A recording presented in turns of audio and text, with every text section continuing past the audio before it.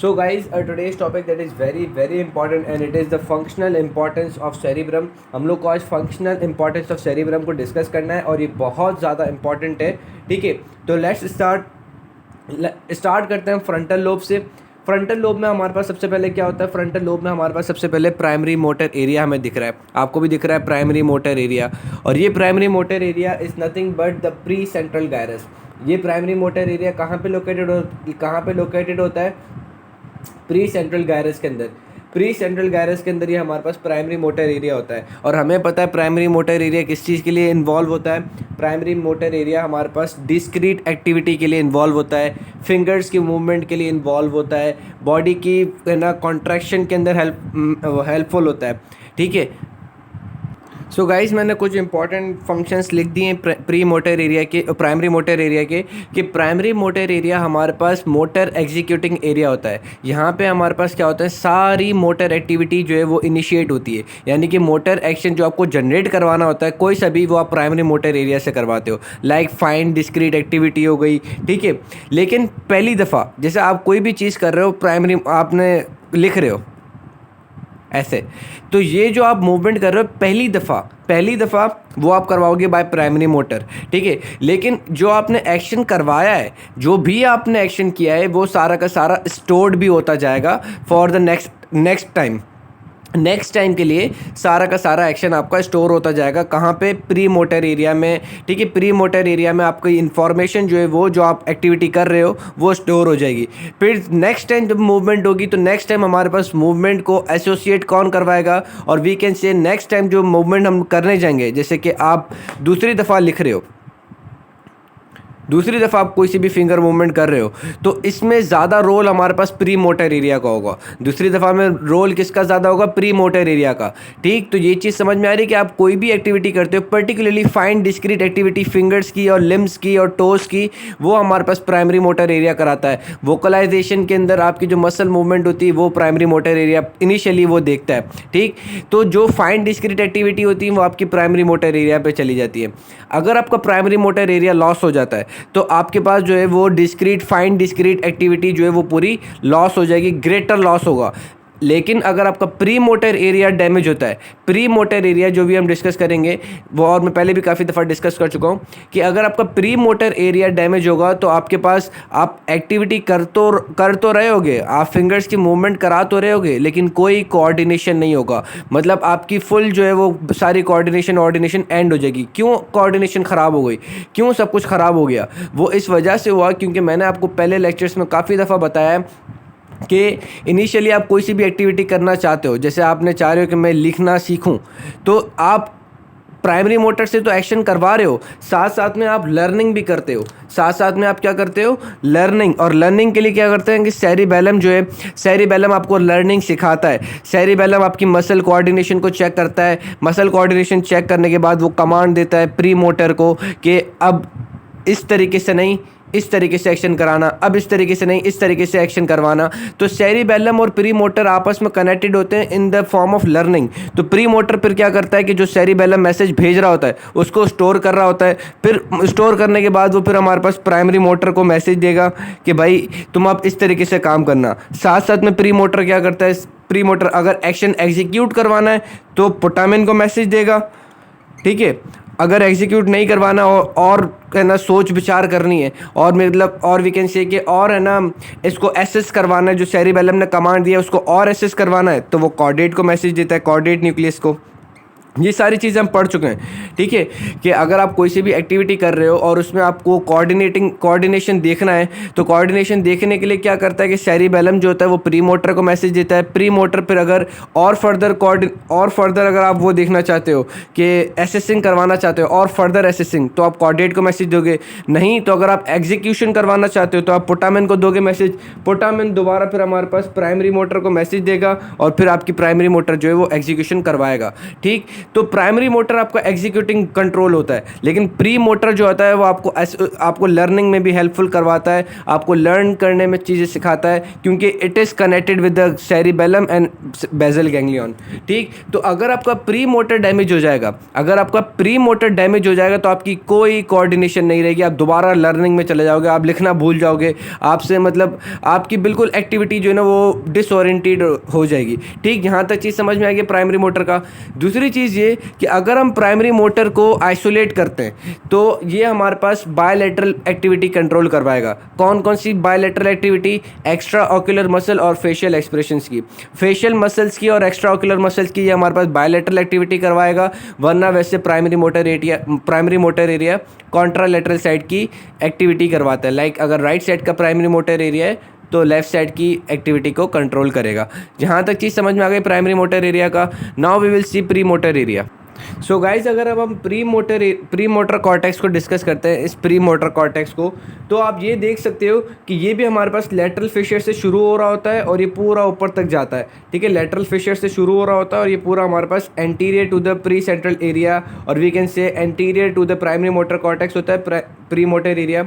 Pre motor area is anterior to the primary motor cortex, primary motor cortex के anterior है premotor cortex. और premotor cortex जो होता है वो बहुत बहुत ज़्यादा इंपॉर्टेंट होता है as it is connected with the cerebellum, basal ganglia. तो ये हमारे पास लर्निंग में भी हेल्प कराता है। ये हमारे पास इसके अंदर प्री मोटर एरिया के अंदर डिफरेंट अदर एरियाज़ भी होते हैं। प्री मोटर एरिया के अंदर डिफरेंट एरियाज़ भी होते हैं जो कि स्पेसिफिक एक्टिविटी को कंट्रोल करते हैं। लाइक आपके पास, मैं आपको अगर आपको ड्रॉ कर दूं तो so guys you can see कि मैंने काफ़ी एडिटिंग वगैरह कर दी है। Let me adjust it. ठीक है, तो ये जो मैंने ब्लैक स्पॉट लगाया है ये हमारे पास ये क्या होता है? ये हमारे पास हेड रोटेशन एरिया होता है। Head rotation area located in the pre motor area, head rotation area located in the pre motor area. ये आपको क्या करता है? ये आपको हेड की रोटेशन में हेल्प कराता है। ठीक है, जैसे कोई आपने विजुअल स्टिमुला देखा, आपने कोई सा भी विजुअल स्टिमुला देखा तो ये उस रिस्पॉन्स में आपको हेड रोटेशन में भी हेल्प कराता है, हेड रोटेशन एरिया। ठीक, साथ साथ में ये हमारे पास इसके अंदर प्री मोटर एरिया में और अदर चीज़ें भी होती हैं। Let's say frontal I field, मैंने यहाँ पे फ्रंटल आई फील्ड आप यहाँ पे देख सकते हैं। अगर मैं ड्रॉ कर दूँ तो फ्रंटल आई फील्ड ये रहा, जो पर्पल से मैंने कर दिया, नज़र आ रहा है? ठीक है, अब ये फ्रंटल आई फील्ड बहुत बहुत ज़्यादा इंपॉर्टेंट है, बहुत ज़्यादा। ठीक है, इसको भी हम डिस्कस करेंगे। साथ साथ में हमारे पास क्या है? साथ साथ में इसके अंदर हमारे पास एक एरिया होता है जिसको हम कहते हैं ब्रोकास एरिया। ये Broca's area, Broca's speech area, ये भी हमारे पास प्री मोटर एरिया के अंदर आता है। ठीक, और उसके बाद ये जो मैंने ग्रीन से हाईलाइट किया हुआ था ये हमारे पास कहलाता है हैंड स्किल एरिया। अब ये वही हैंड स्किल एरिया है जो कि सेकंड टाइम पे आपकी मूवमेंट को कंट्रोल करवाने में हेल्प होता है। अब हमने कहा कि भाई सेरिबेलम जो है वो प्री मोटर एरिया को मैसेज देता है। अब प्री मोटर एरिया के भी किसको मैसेज देगा? प्री मोटर एरिया पर भी ये जो हैंड स्किल एरिया होगा उसको मैसेज देगा कि यार ये स्किल आपको हम इस तरीके से लर्न करवा रहे हैं, आप लर्न करो। फिर ये हमारे पास लर्न करने के बाद मैसेज किसको देगा? ये hand skill area of pre motor area ये मैसेज देगा किसको? भाई या तो वो कॉर्डेट को मैसेज दे देगा, कॉर्डेट न्यूक्लियस को, कि आप कॉन्जेनाइटिव थिंकिंग करो, कि आप एसेस करो कि जो सेरिबेलम ने हमें मैसेज दिया है वो सही है कि नहीं है। अगर सही है तो ठीक है, आप हमें दोबारा फीडबैक मैसेज दो। फीडबैक मैसेज जैसे कॉर्डेट न्यूक्लियस जो है वो प्री मोटर को देगा, तो फिर प्री मोटर क्या करेगा? प्री मोटर हमारे पास अब मोटर एक्टिविटी को एग्जीक्यूट करवाना है। मोटर एक्टिविटी को एग्जीक्यूट करवाने के लिए प्री मोटर क्या करेगा? प्री मोटर इजाज़त लेगा पोटामिन सर्किट से। तो प्री मोटर क्या करेगा? प्री मोटर पोटामिन सर्किट पे मैसेज देगा। पोटामिन सर्किट जैसे ही इजाज़त दे देगा, फीडबैक मैसेज आया किसके अंदर? प्री मोटर पे, तो फिर प्री मोटर प्राइमरी मोटर को मैसेज देगा और आपकी हैंड स्किल मूवमेंट उसी तरीके से होगी जैसे प्री मोटर ने मैसेज दिया है। जिस तरीके से प्री मोटर ने मैसेज दिया होगा आपकी hand skill movement primary motor area उसी तरीके से करवाएगा। ठीक, तो प्री मोटर एरिया आपके पास कॉम्प्लेक्स मूवमेंट एसोसिएट करवाने में हेल्पफुल होता है। ठीक, यहाँ तक चीज़ समझ में आ गई? बिल्कुल। उसके बाद अगर हम देखते हैं कि इस प्री मोटर एरिया के अंदर हमारे पास क्या है? Broca's area. ये बहुत ज़्यादा इंपॉर्टेंट है, इसको हम स्पीच इसके स्पीच के साथ डिस्कस करेंगे। जब हम स्पीच फॉर्मेशन, वर्ड फॉर्मेशन को डिस्कस करेंगे तो इस ब्रोका एरिया को भी डिस्कस करेंगे। मुझे याद दिलाना है कि ब्रोका एरिया बताना है। ठीक, यहाँ तक समझ में आ गया प्री मोटर एरिया। अब प्री मोटर एरिया जो है वो आपकी कॉम्प्लेक्स एक्टिविटीज़ को कंट्रोल करता है, ये भी बता दिया। अब अगर इसका लेजन हो जाएगा, इसका अगर लेजन हो जाएगा तो आपके पास मसल स्पाज्म हो जाएगा। अब वो कैसे होता है वो हमें डिस्कस करना है। अब मसल स्पाज्म किस तरीके से होता है हमें वो देखना है। लेट्स से कि आपने कोई भी एक्टिविटी कराई, प्राइमरी मोटर ने कोई सी भी एक्टिविटी कराई, ठीक है। इसने क्या किया, इसने मोटर एक्टिविटी जनरेट करवा दी, initiates movement of flexor. Let's suppose कोई सी भी आप एक्टिविटी कर रहे थे, उसमें इसने फ्लेक्सर्स की एक्टिविटी को बढ़ा दिया, प्राइमरी मोटर ने फ्लेक्सर्स की एक्टिविटी कराई, ठीक। अब प्री मोटर क्या करेगा, प्री मोटर हमारे पास कुछ मैसेजेस भेजेगा एक्स्ट्रा पैरामिडल ट्रैक्ट के थ्रू। प्री मोटर किसके थ्रू भेजेगा, एक्स्ट्रा पैरामिडल ट्रैक्ट। अब एक्स्ट्रा पैरामिडल ट्रैक्ट से क्या मुराद है कि ये हमारे पास पहले कॉर्टिकोपोंटाइन मैसेज देगा, कॉर्टिकोपोंटाइन यानी कि पोंटाइन रेटिकुलर न्यूक्लिया को मैसेज देगा, ठीक है। अगर मूवमेंट हमारे पास लेफ्ट से राइट साइड पे मूवमेंट हो रही है, ठीक है, तो लेफ्ट साइड के प्री मोटर कॉर्टेक्स ने राइट साइड के पोंटाइन रेटिकुलर न्यूक्लिया को मैसेज दिया, और पोंटाइन रेटिकुलर न्यूक्लिया जो है वो हमारे पास एक्सटेंसर की नॉर्मल टोन को थोड़ी सी मेंटेन करके रखेगा। अब हम ऐसा क्यों कराते हैं, साथ साथ में ये हमारे पास क्या करेगा, साथ साथ में प्री मोटर जो है ये हमारे पास फ्यू इनहिबिटरी मैसेज भी जनरेट कराएगा। ये हमारे पास क्या करेगा, इनहिबिटरी मैसेज जनरेट करवाएगा, इनहिबिटरी सिग्नल्स जनरेट करवाएगा, ठीक है। ये हमारे पास क्या करेगा, इनहिबिटरी सिग्नल्स जनरेट करवाएगा, जो कि क्या करेंगे, इनहिबिटरी सिग्नल्स हमारे पास एक्सेसिव मसल कॉन्ट्रैक्शन से बचाएंगे, एक्सेसिव मसल कॉन्ट्रैक्शन से बचाएंगे, ठीक। अब होगा क्या कि देखो प्राइमरी मोटर तो अपना एक्शन भेज रहा है, प्राइमरी मोटर ने अपना एक्शन भेजा जिसकी वजह से हमारे पास फ्लेक्शन हो रही है, ठीक है। अब अगर हमारे पास प्री मोटर बंद हो जाए, प्री मोटर क्या हो, बंद हो जाए। अब प्री मोटर का काम क्या है कि भाई फ्लेक्शन हो गई, अब उनको एक्सटेंशन पोजीशन में लेकर आना, इनहिबिटरी सिग्नल दे फ्लेक्सर्स को कि भाई फ्लेक्सर्स आप बंद हो जाओ, और ये ना एक्सटेंसर्स को मैसेज देगा कि भाई आप एक्सटेंसर अपनी कॉन्ट्रैक्टिविटी इंक्रीज करा दो, ठीक है। अब लेट्स से कि अगर हमारे पास प्री मोटर बंद हो गया, प्री मोटर ख़राब हो गया, अगर प्री मोटर ख़राब हो गया तो हमारे पास कॉर्टिकोस्पाइनल ट्रैक्ट जो है वो पैरामिडल सिस्टम जो है, कॉर्टिकोस्पाइनल ट्रैक्ट जो है वो एक्सेसिव फ्लेक्शन करवाएगा, एक्सेसिव फ्लेक्शन करवाएगा तो एक्सेसिव कॉन्ट्रैक्शन की वजह से हमारे पास मसल क्या हो जाएंगे, स्पाज्म हो जाएंगे, मसल्स आपकी जो मसल जो है वो एक्सेसिव कॉन्ट्रैक्ट हो जाएंगे, एक्सेसिवली कॉन्ट्रैक्ट हो जाएंगे, फिर वो अपनी फंक्शनल सिग्निफिकेंस को लूज़ कर जाएंगे और मसल जो है वो ख़राब हो जाएगा, मसल स्पाज्म हो जाएगा, मसल स्पास्टिसिटी हो जाएगी। चीज़ समझ में आ गई।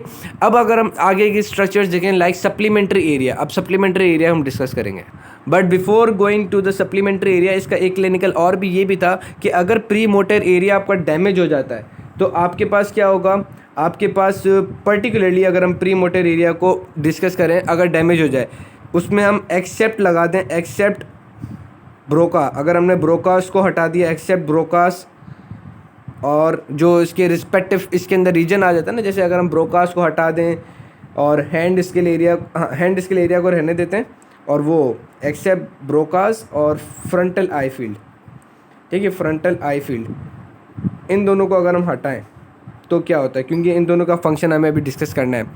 अगर हमने प्री मोटर एरिया को लेजन करा दिया, उसमें हमने ब्रोका और फ्रंटल आई फील्ड को हटा दिया, क्योंकि अभी हमने इनके फंक्शन डिस्कस नहीं किए, इनको हम प्री मोटर की लेजन में भी काउंट नहीं कर रहे क्योंकि इनके भी हमने फंक्शन डिस्कस नहीं किए, ठीक। अगर हमारे पास प्री मोटर डैमेज होता है तो आपके पास हैंड स्किल्स जो हैं वो क्या हो जाएंगे, लूज़ हो जाएंगे, हैंड स्किल्स क्या हो जाएंगे, लूज़ हो जाएंगे। आपके पास प्राइमरी मोटर एक्टिविटी तो करवाएगा, आप उंगली नीचे तो करोगे, उंगली ऊपर भी कर लोगे, लेकिन कोऑर्डिनेशन नहीं होगा। क्यों? क्योंकि कोऑर्डिनेशन आपको सिखाता है सेरिबेलम। आपको फाइन कोई सी भी आप एक्टिविटी करते हो तो उसमें स्मूथनेस जो लेकर आता है वो लेकर आता है कौन? सेरिबेलम। निखार जो कहते हैं ना, निखार लेकर आना, निखार जो है वो आपका सेरिबेलम लेकर आता है, और सेरिबेलम जो है वो कनेक्टेड होता है किसके साथ? प्री मोटर एरिया के साथ।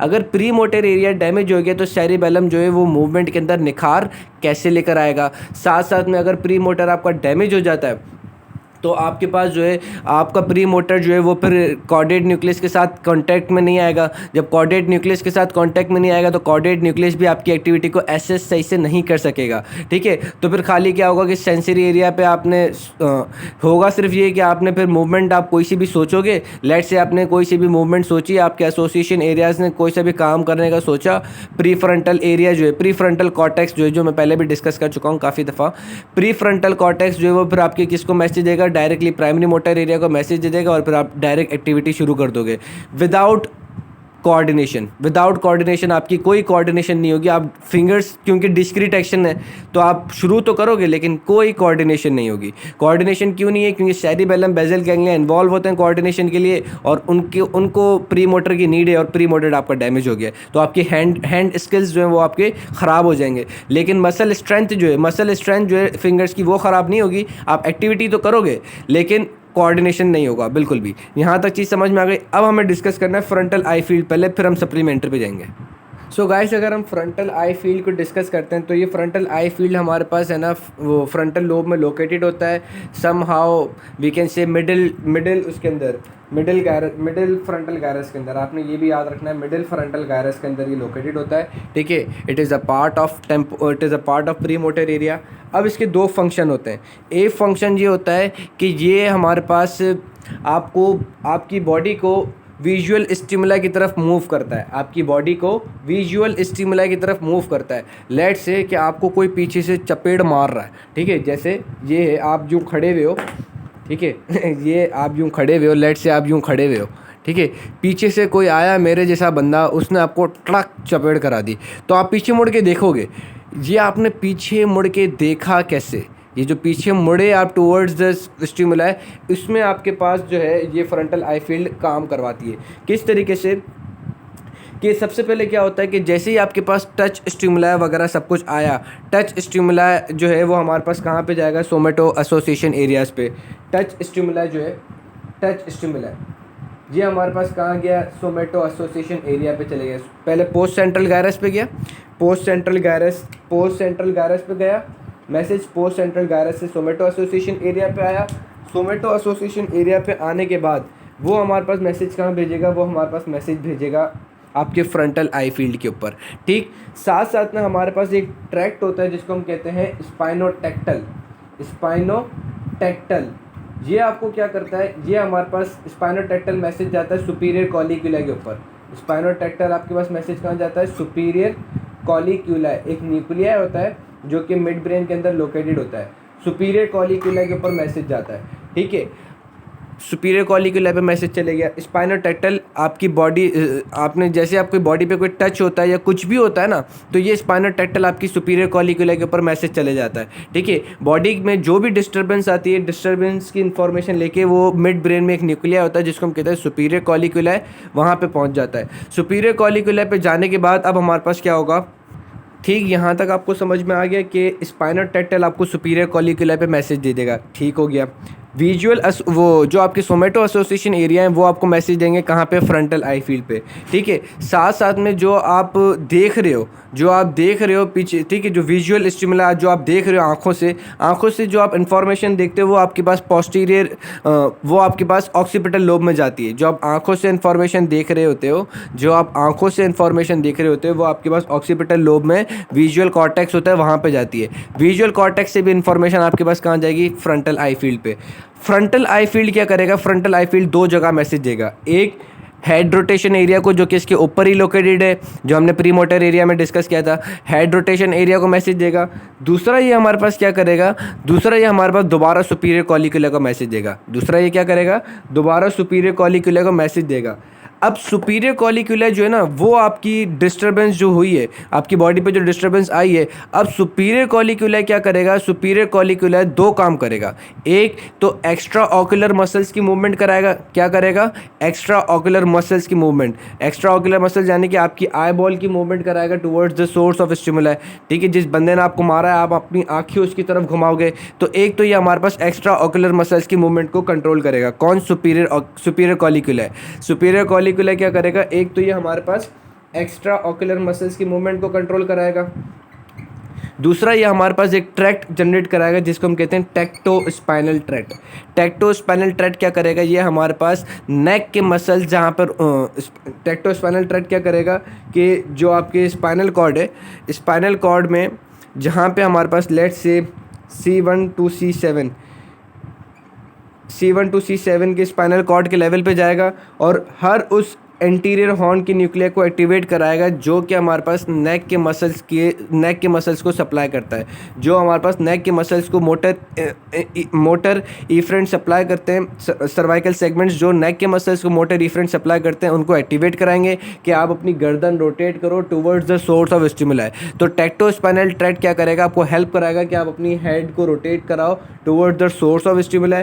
साथ साथ में ये हमारे पास रेटिकुलर न्यूक्लियर को मैसेज देगा। तो रेटिकुलर न्यूक्लियर कौन सा, पॉन्टाइन या डिपेंड करता है कि कौन सा हमें एक्टिवेट कराना है। अगर हमें ना वो एंटी ग्रेविटी को आपको एक्टिवेट करवाना है तो आप पॉन्टाइन को मैसेज दोगे, अगर फ्लेक्सर्स को मैसेज कराना है तो वो मेडुलरी को मैसेज देगा। तो बस बहरहाल सुपीरियर कॉलिकुलर क्या करेगा, आपकी हेड की रोटेशन में हेल्प कराएगा।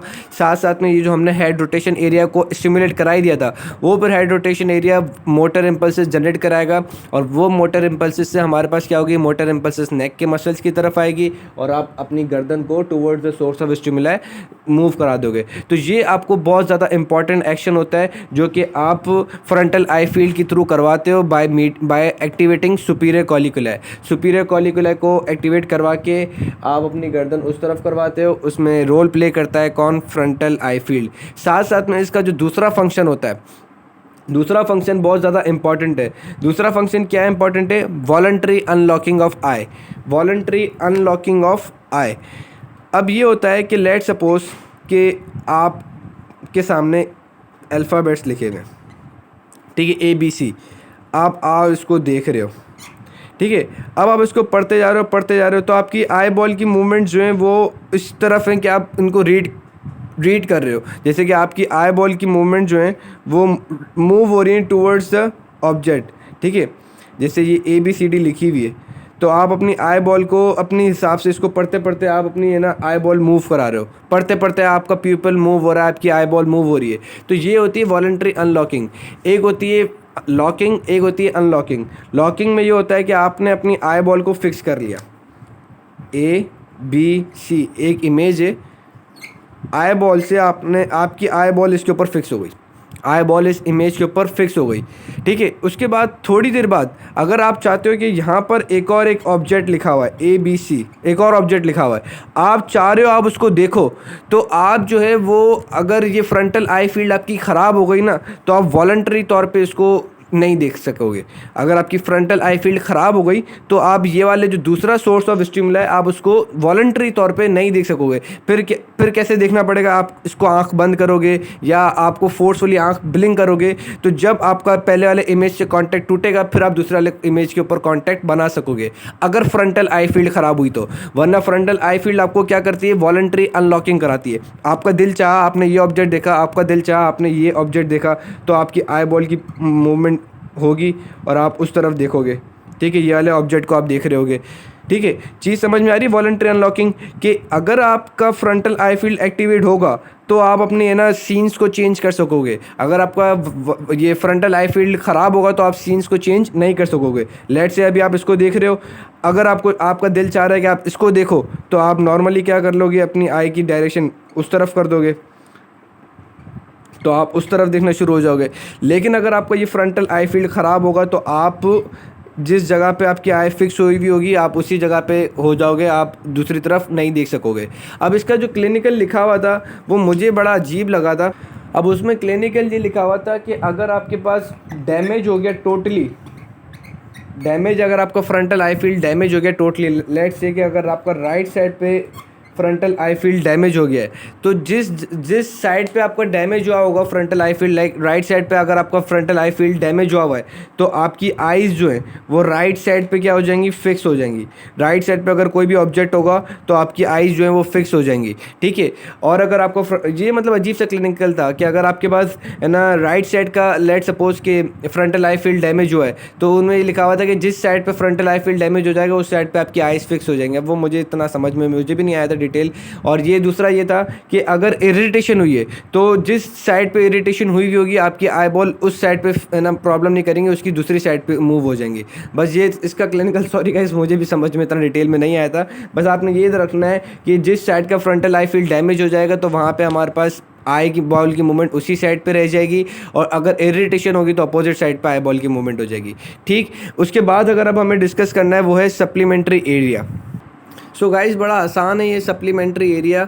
ये मैं आपको पहले भी बता चुका हूँ कि ये बॉडी पोस्चर वगैरह में बनाने में हेल्प होता है। ठीक है, ये आपका सप्लीमेंट्री एरिया यहाँ पर होता है। ठीक है, सुपीरियर फ्रंटल लोब्यूल पे, और वो सुपीरियर फ्रंटल लोब्यूल जब मीडियल साइड पे जा रहा होता है, यही सुपीरियर फ्रंटल लोब्यूल जब आपका मीडियल साइड पे जा रहा होता है, ठीक है, यही सुपीरियर फ्रंटल लोब्यूल जब आपका मीडियल साइड पे जा रहा होता है तो सप्लीमेंट्री एरिया जो है हम कहते हैं कि it is located superomedially. Supplementary area is located superomedially, body posture maintain कराता है, सेकेंडरी मोटर एक्टिविटी को हेल्प करवाता है। लाइक कि अगर आप पहली एक्टिविटी कोई कर चुके हो तो उसके बाद अगर आपको एक्टिविटी दूसरी दफ़ा सेम एक्टिविटी कर रहे हो तो प्री मोटर सप्लीमेंट्री दोनों आपकी हेल्प कराते हैं। लेकिन सप्लीमेंट्री याद रखना गाइस, सप्लीमेंट्री आपने याद रखना है बॉडी पोस्चर मेंटेन करने में सबसे ज़्यादा इंपॉर्टेंट रोल प्ले करता है कौन? Supplementary. Most important role played for maintaining bilateral posture, ये भी चीज़ याद रखना है। बायलैटरल पोस्चर अगर आपको मेंटेन करना है तो आपका सप्लीमेंट्री इंपॉर्टेंट होना चाहिए। ठीक, यहाँ तक चीज़ समझ में आ गई?